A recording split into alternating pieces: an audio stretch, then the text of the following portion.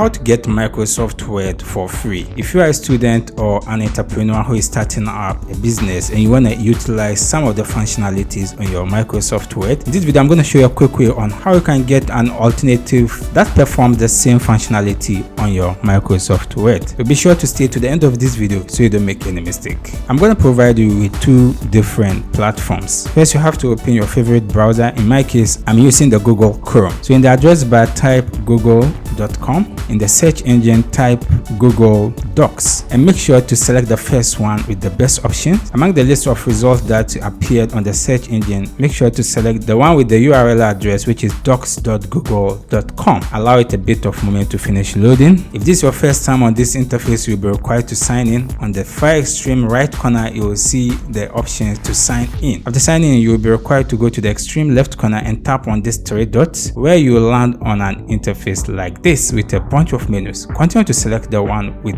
Docs. So the Docs basically functions similar to Word. So you can have the flexibility of opening a blank document and allow it a bit of moment to finish loading. As you can see, you will have some of the basic functionalities that you'll be needing when it comes to the Docs documents. So you have the files, the edit, the view, insert, format, tools, extension, and help. You can also have some of the basic functionality that you can use, whether you want to adjust the boldness or the font size, or you want to do the alignment or anything that you want to do on this platform. So that's the first alternative. If you also want to utilize some of the alternative platforms that basically work similar to the Word document, you can navigate and open your new tab. In my case, I'm going to type google.com again. Then the search engine, I'm going to type Microsoft 365. Then make sure to enter. Allow it a bit of moment to finish loading. Then continue to open the first best result, which is the one with the URL office.com. After opening it, allow it a bit of moment to finish loading again. If this is your first time, you'll be required to sign in with your Outlook account. So if you don't have one, you'll be needing to create an Outlook account. It's pretty simple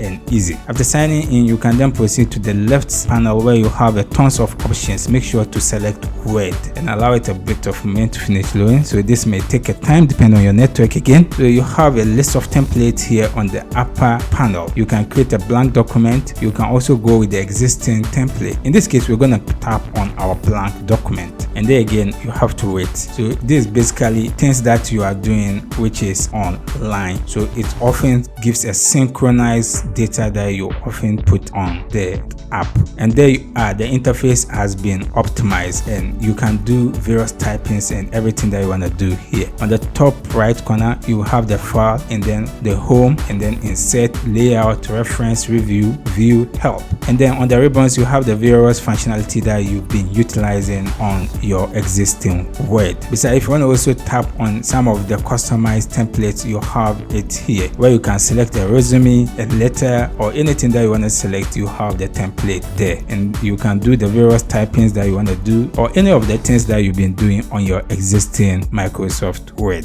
So if you have any question, you can leave it in the comment section. I'll do my best to attend to you. If you enjoyed this video, consider subscribe and give this video a like. See you in the next video.